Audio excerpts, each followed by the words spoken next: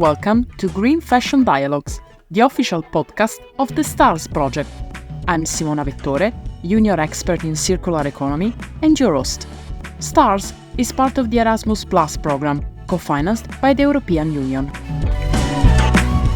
In this episode, we will talk with Baiba and Victoria, co-founders of the sustainable fashion brand NaiveFly, based in Cēsis, a small municipality in Latvia. They will share the story of how their idea came to life and how they built a local brand based on the values of sustainability and zero waste. We will dive into topics such as creativity, the use of natural and innovative materials, research, effective communication, and the importance of focusing on local fashion. Additionally, we'll explore how to achieve economic sustainability, starting with your own resources. Let's get started. Good morning. Good morning. Hi, Baiba and Victoria. Nice to have you here, and thank you to be part of our episode of today. So I would like to make you start by asking you, who are you and who is your role in the company? So Baiba, would you like to start? Yeah, so we are two co-founders of NaiveFly, our brand. My name is Baiba and I'm Victoria. And I am a seamstress designer. I mainly do sewing part, designing part of clothing, and seeking for fabrics and so on. And Victoria?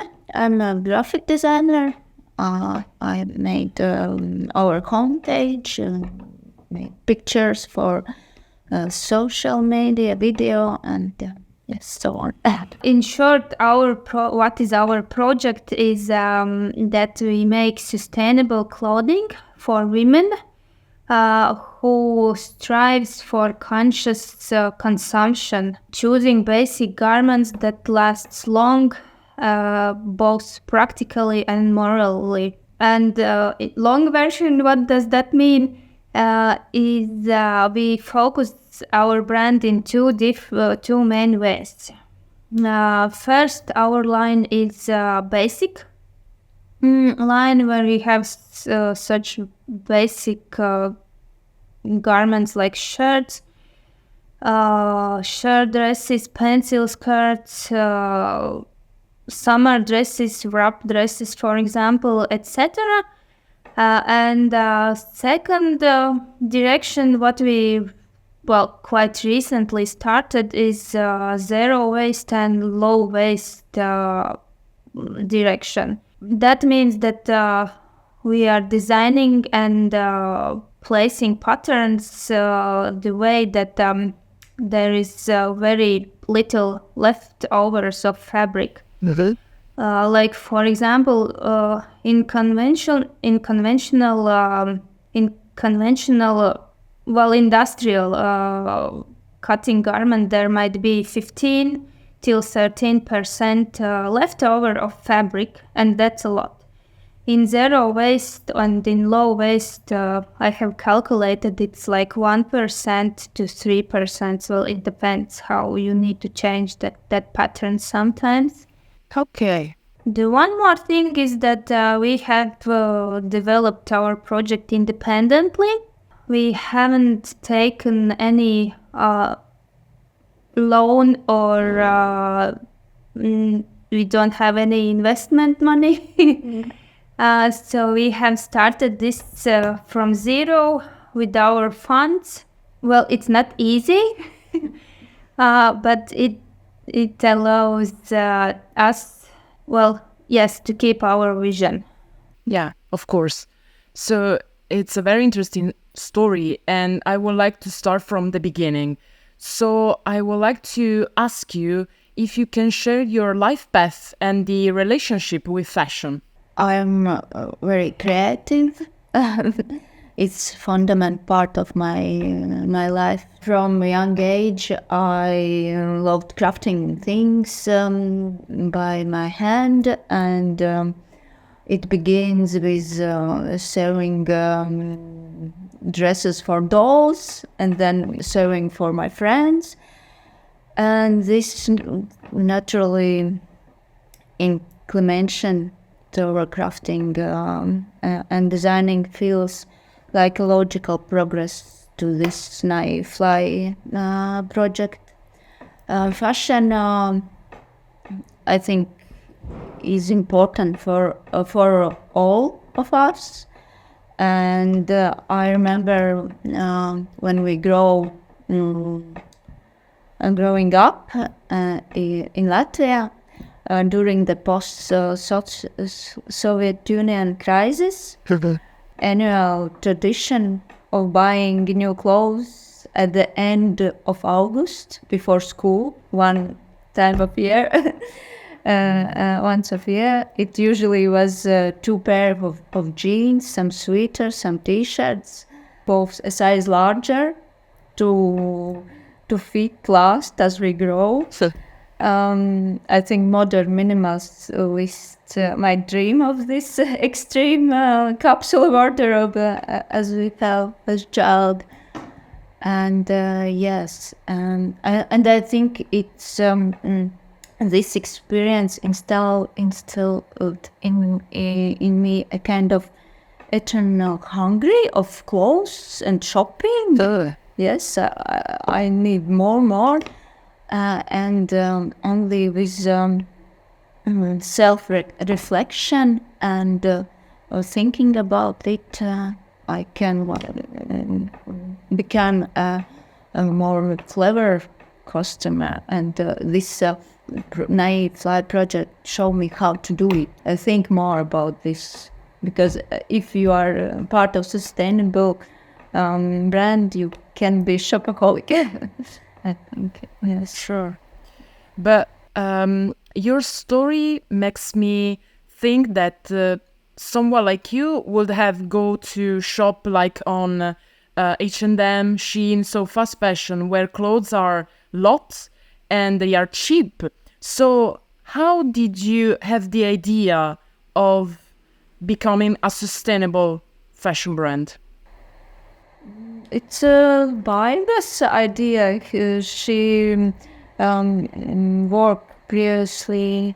It's called Nature Conservation Agency. Yes, and nice. she was a head for sustainability and green thinking, and she's this heart of this green. Okay. Yes, so because in general, I have a bachelor degree in tourism. Well, as an introvert, it was hard for me to work in tourism. And then I started to work in Nature Conservation Agency, but both in my university and in a Nature Conservation Agency, I was part of green thinking and sustainability and so on. But before that, I didn't think about fast fashion. I wasn't seeking information how bad it is for people and nature and so on. 5 years ago, I made significant shift in my career, and I became seamstress. And only then I understood what time, amount, and dedication takes to make a qualitative garment. And then I started to think, when I buy this top for, I don't know, €5, how less, what they have paid to their workers. And then, of course, I started to seek for information about fast fashion, how they exploit their workers, and so on. So Yeah, okay. So sustainability is made by different aspects. So environment, social, but also economic. So what is your main priority? What was your main priority when you started your brand? well, I can tell how we met. Sure. Because that laid this base for our brand.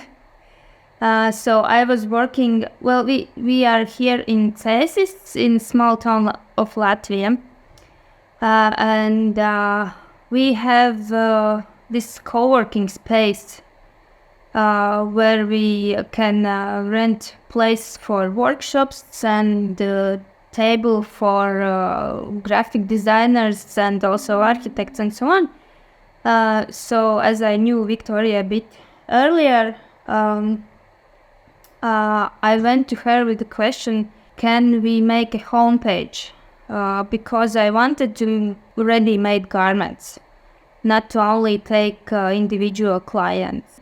And then I say, how only page? You need brand, you need the logo, you need some stuff, maybe you need collection for this. What you want to sell, and you need some vision. And then yes, we sit down and brainstorming what can do. And then I say, oh, I want to do it with you.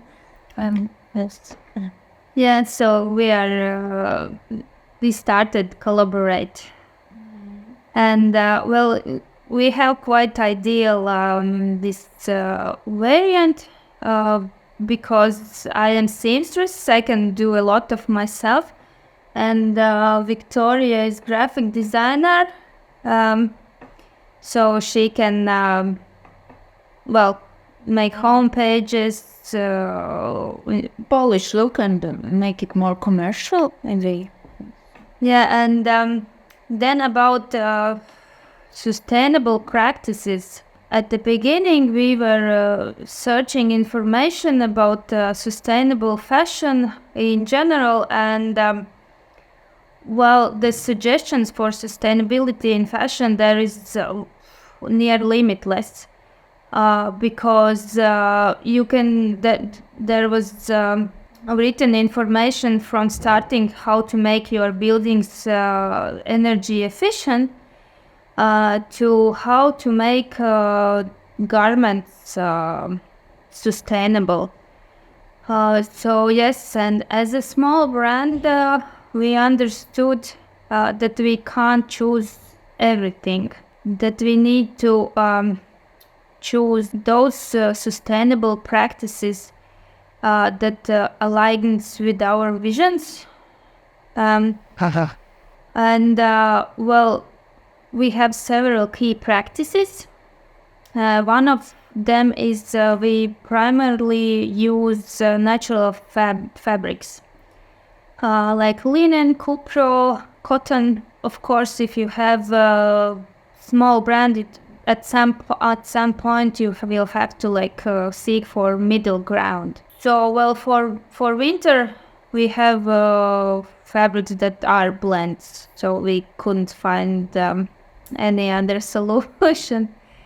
Then yes, about what I talked previously, we employ zero waste pattern cutting techniques or low waste pattern cutting techniques, because sometimes there is such a small scrap that you don't know where to put it in. Sure. Also, I try to focus on high quality sewing techniques to make this garment last longer. So if you don't want to wear it, for example, after a year, you can pass it on. With a lot of fast fashion items, you won't be able to do that. And additionally, I am keeping all the largest scraps of fabric for later. So, for example, we can use it in patchwork, make bags. Sure. So yes, those are our key practices. Of course, those are not the only ones. For example, when I am calculating the price of garment, I am putting higher price than, I won't pay to me few cents just to make the top, because I am paying me, and no, that's not the option. There is lot of underpaid people. So yeah, this is a main question and a main topic in today's fashion industry. So materials and the social aspects, so how people can obtain a fair wage. So talking about sources of materials, how do you source? Where do you find materials that are aligned with your values? Is it difficult or not? It's actually quite difficult, yes. Because we are looking for materials that we can afford, of course. For example, linen, we are buying from Netherlands because they have this Oecotex certificate. Because as far as I have found, GOTS certificate for linen, it's like very expensive, and at this moment we can't afford it, or we can't afford it at that amount that it could be like cheaper a bit. So I understand that it is environmentally friendly sourced, but this is about that middle way what I was talking about, that we have great ideas, but we have to find this middle way that we can afford now to develop further. We started to use Cupro fabric, and it comes from Spain. Firstly, we also were using Lithuanian this linen. Can you explain to us what Cupro is? Cupro is Cupro is cotton rayon. Well, Cupro is made from cotton waste. Okay.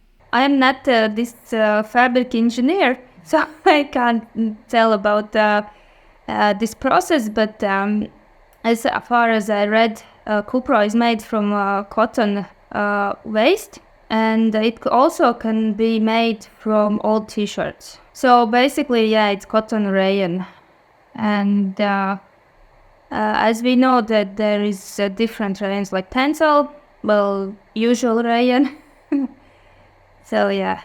And Cupro is so soft. It's something like silk. It's very, very Pleasant. yeah. Touch, yes. Okay. So sourcing materials is not so easy. Yeah. It's expensive somehow. So who is your target customer segment, since you are in a rural area and not in a main city? Well, we went against all marketing lessons. That's the point. Because every market, like, I don't know, this marketing teacher, lecturer, they say that you don't need to make products based on yourself. You need to make products that people will buy. But as for such small brand, I don't know. Yes, we are making our clothing for women that is like us, and they have similar interests to us. Yes, and they want to give their indulgement in sustainable fashion also. Well, when we are researching with surveys our target audience, it crystallized that it is women from 25 to 45 of age, lives in urban areas, have a quite active lifestyle with cycling, running, all sorts of recreational activities, cooking, booking, book reading. So cultural habits, creative habits, hobbies, and they like shopping, but with some awareness aspect, with sustainability in their mind. Is it right? Yeah. Yeah, and also what we understood that they mainly are using like Facebook and Instagram, Okay. and also they are shopping more in e-shops, internet Okay. shop, online shopping. Yeah. Okay. So, talking about communication, today's industry is heavily relying on marketing, and also greenwashing is quite a problem. So, what is your communication strategy? How do you communicate your values? What kind of channels do you use? Well, we are quite actively using social network, like Facebook and Instagram, much less TikTok. We are keeping posted our followers with photographies, news, and videos like stories and reels, and Community in Cēsis, this school 6, our co-working community. We have this markets at summer in the Cēsis. yeah, we were we were participating in market in Cēsis this year. We have this street market. So yeah, and our community co-working place, school Cēsis, they are very supportive. Okay. Yeah, and well, of course, we are using also paid advertising, but not in that amount that we don't spend thousands in a month. So. And do you focus on local market, or do you also extend your communication to the entire nation or outside in Europe? We have started locally, well, because it's easier. Yeah, of course. But we recently had this collaboration with an influencer in Lithuania. Okay, interesting. Well, we are also using cooperations with influencers. Yeah, and in Lithuania, but it gave us back beautiful pictures and reels, but it didn't give us back like, I don't know, followers, like the customers. Yes. Well, with the first influencer that we were collaborating, she is Latvian, and she is also quite passionate about sustainable fashion. So from her, this comeback was a lot more.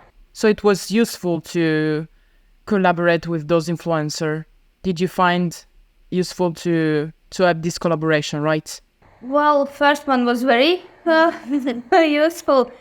The second one, I don't know, we are very cautious with the collaborations with the influencers because sometimes we don't see or we can't measure that comeback from this collaboration.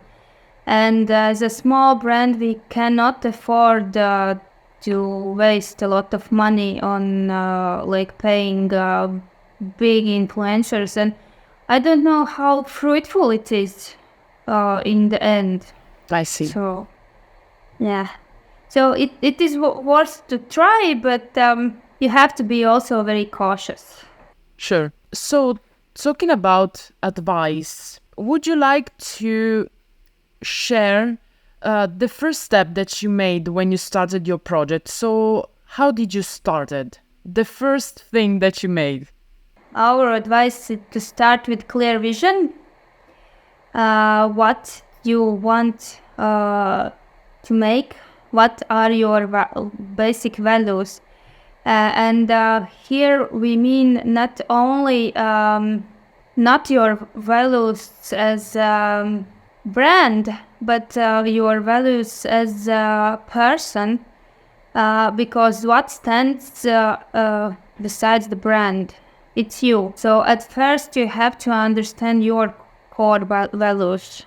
Yeah, we at the first marketing lessons that we took, we had quite this unusual approach teacher, and she said that firstly we have to work with ourselves, and only then we have to make clear what will be our brand these values. So we should, we are saying that that's our first advice, clear vision about you, your values, and then only comes brand. And of course you can write it down. For us, helps to go through our first made materials from time to time, especially when we feel lost. So then we remember what was our main idea. Okay, so can you share your kind of mindset when you face challenges, when you face problems? How do you face those issues? What's your mindset? At first there is panic a little bit. It's normal. Yeah, of course. But then you have to take a few deep breaths and analyze the situation, because usually we can find a solution. For example, this we had a problem with last purchase. We washed the fabric and it was defected. Well, this fabric shouldn't be defected. And I understand that I can't sue that for client. So we decided that we will connect with client and offer her different fabric. And if not, we can return money. And we try to solve problems with this approach. Not to take it easy, but when there is panic, don't take decisions. Because one said that in business you are solving everyday problems.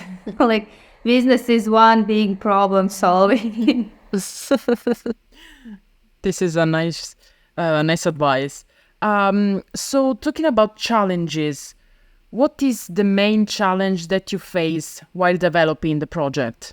Well, we call this our project that it's a very expensive and time-consuming hobby because we have main jobs simultaneously, and sometimes it is difficult to find time to make our ideas work, to work for our ideas, and we also have usually we need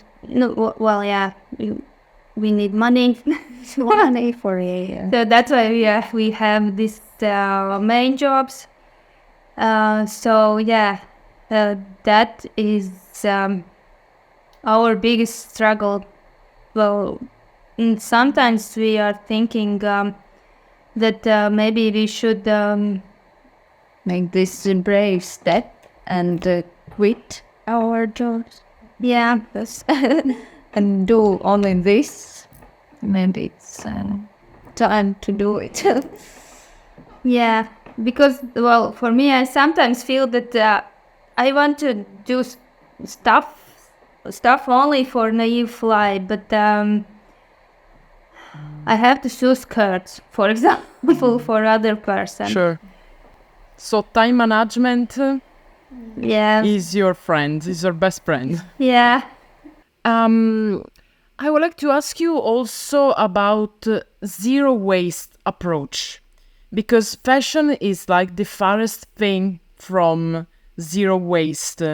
So how did you come to developing a way to sew clothes with zero waste approach?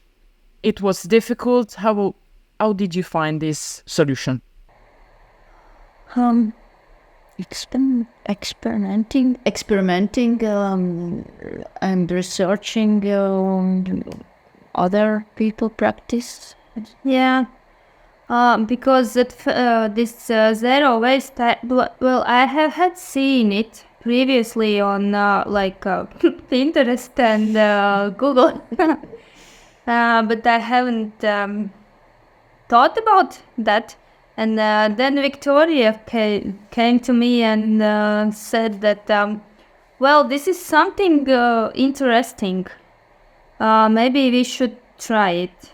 And then we started to experiment with how to make zero waste pattern.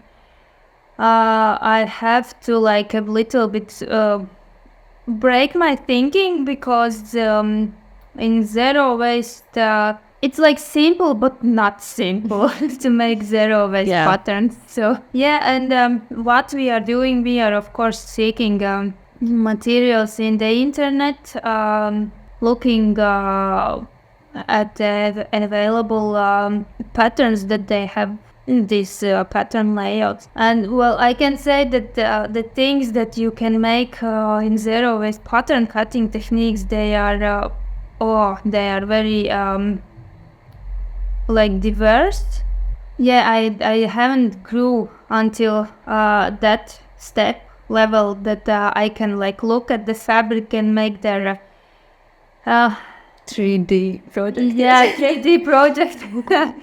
So I'm now thinking about curves because you can divide mainly this pattern in geometrical figures, but the most difficult is to think where to put curves, this sleeve curve and neck curve and so on. Yeah, so experimenting, lot of creativity, research, even on Pinterest and unusual resources.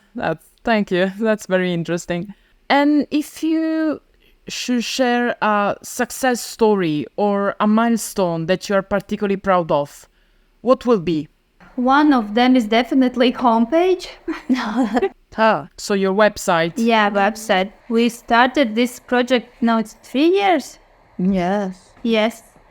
And we started from scraps, from drawings, from mood boards, and last year we made a homepage. So we got to homepage, it's 2 years.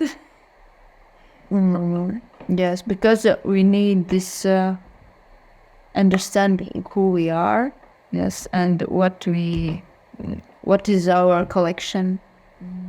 Yes, and I remember how we go to Cēsis grant for concourse with only with painting sketch, and they look at us and they say, no, we can believe you. Okay, so and some customer that makes you proud of your work? Almost every customer. We haven't had bad reviews. Yeah. Because the last customer where we had to switch fabrics, she was very happy about that top. And also, I made previously dress, and there was one client that took a lot more stuff, more garments she bought. She also was very happy and satisfied. So basically we have good reviews. So nice. Congratulations. Thank you. And another very problematic point is economic sustainability. So how did you take your brand economically sustainable? That's hard. The pricing that we set, Victoria has done more that research. When we were searching how to price our brand, then we found that the more expensive this segment we like, if we go in more expensive segment, then the percent that we have to leave for marketing, it's like bigger. For example, in fast fashion, this percent is like, I don't know, 10-20%. Well, that's example. But in high fashion, that percent might be up to 80% that they are putting in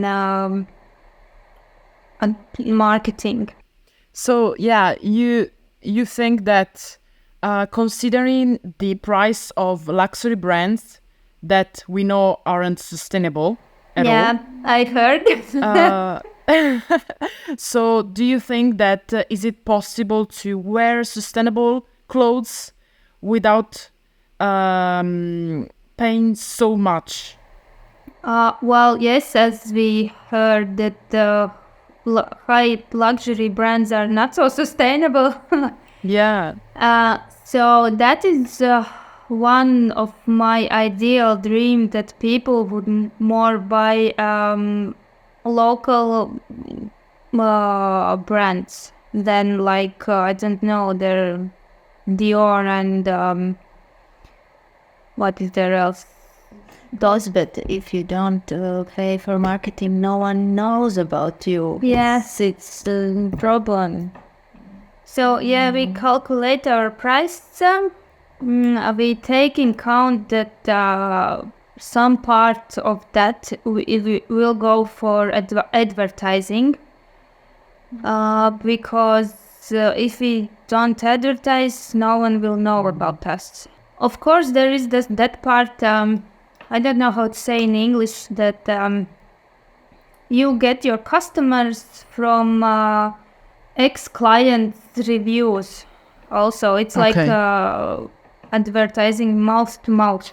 Well, that's a direct translation from Latvian. Yeah, mouth to mouth. Yes, Yeah. of course. And so that is one option. Yeah, but we take also in consideration that we will need that money for advertising. Okay, so buy local do you think that this will be the future of fashion? I think that we are going to that. I'm not that optimistic that the fast fashion will vanish at all, because, well, it will stay. They will have clients, so you cannot do anything there. What can we do? We can educate people more about the devastating impact of fast fashion. And for example, try to convince them to buy from local designer one top instead of, I don't know, 5 tops in Shein, and that you can wear one time. Yeah. So yeah, well, I think that sustainable movement will grow bigger in time. We really hope so. Yeah. And what about your future plans for your brand? Yes. No, yes, we want small shop, local shop, maybe small manufactory with some workers. Yeah, because, well, small shop makes us more accessible to customers. Local customers. Yeah. And if we have a few more these workers, employees, then we can also control quality, because that is like one of my hard things. I'm quite pedantic. So for me, it's hard to give sewing process in outsourcing if I'm not sure about quality, because I have heard such wonders. They sew like poorly made wonders that. Yes, and we don't know how this outsource paying their worker. Yeah, we don't know how much they pay to their workers. So it also doesn't align with our vision. So today, how many workers sew the NaiveFly clothes? One. Me. Congratulations, Baiba. No, I have wonderful also. Well, we are in my workshop, not in my workshop. I am renting like part of workshop, and in our this premise we are 3 seamstresses. Huh. And well, one of them is also a wonderful seamstress. She sews also really qualitative. So in any case, if I can't manage anymore, I will take her for help. So then we are 2 already. Okay. Okay, so we understood that buying local could be the next generation of fashion. We also understood that being economically sustainable is not easy, as well as finding the right materials that are in line with your values. So do you think that our community that is primarily made by people that want to start their own business in sustainable and ethical fashion needs to know something that you would like to say to your past self before starting your project? Don't try to be sustainable in all aspects. Choose one and then make this circle bigger and bigger. So networking? Choose one direction of sustainability, for example, ethical. Then you have been stable on one thing. Then place something else. For example, this fabric certificated and go step by step. Don't try do all. Yeah. Okay, so focusing on one aspect after the other. Yeah. One Yes. step. Okay. Also, you have to be very resilient and patient because it won't come at once. For us, it comes slowly. Yeah, and well, of course, we have wanted to throw it all away. It actually happens quite often. Huh. But it for us both, it doesn't happen at one time. Yes, and this Luckily. And also, we have put in so much effort and love in our brand that we can't exit so easily now. Yes, don't think that it will be something big At the beginning. Yeah. Yes, and you need to love what you do. Yeah. Yeah. No, well, of course, if you have 2 millions, you can start all right away. But you can start also small. You just don't have to. You can't give up at first. Yeah, I forgot the point. First issues first. Yes. Yeah. So and also Okay. it will be anyway very good experience. It is very good experience. So did you find that this project makes you like a more conscious person, a more a better person in general, and also did you find amusement by what you're doing? Is it funny for you? Well, not funny, but somehow did you find pleasure from what you're doing? Well, I am finding pleasure for what I'm doing because, well, I shifted my career to sewing because I find here more satisfaction than just sitting by the paper in government institution. And also I am very happy when I hear clients' reviews. So I am also always afraid about my work because I'm perfectionist. So so I'm very happy that the client likes what I make. Not only NaiveFly brand, but also as individual seamstress. So yeah, and also for me, I find it very interesting now to make zero waste patterns because it's like changes the way I have to think. Because previously I have made like these usual patterns I have constructed for clients. So yes, and zero waste, as I said, it's something different. It's like easy, but it's not easy. Yeah. Yes, and for me, I think if we have not haven't this project, then I think I create something else, and it's something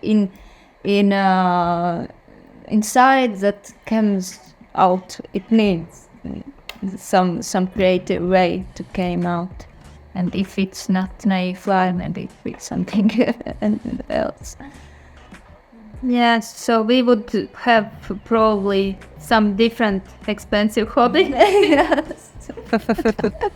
Okay, so I think that we had a nice conversation. Thank you so much for your time and for your project. You're welcome. Good luck Thank you. with your brand, and we really hope to maybe find you in Latvia and buying one of your pieces or more.